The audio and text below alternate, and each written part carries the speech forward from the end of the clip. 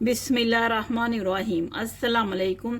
मेरा नाम शबाना है और मैं आपको किचन स्किल्स में खुश आमदीद कहती हूँ। आज मैं आपके साथ बनाना मिल्क शेक की रेसिपी शेयर करूँगी।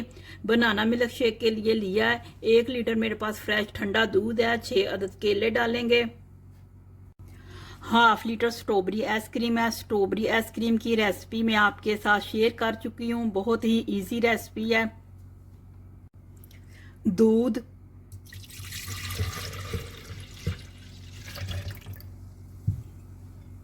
बनाना,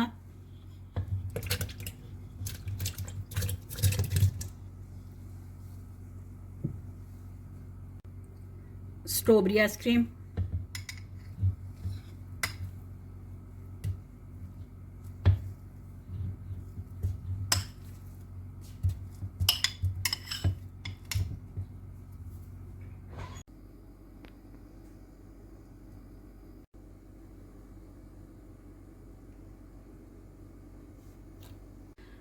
बनाना शेक बहुत ही मज़े का बना है। आप इस रेसिपी को ज़रूर ट्राई कीजिएगा। अगर आपको मेरी वीडियो पसंद आई है तो इसको लाइक शेयर और मेरे चैनल को सब्सक्राइब कीजिए।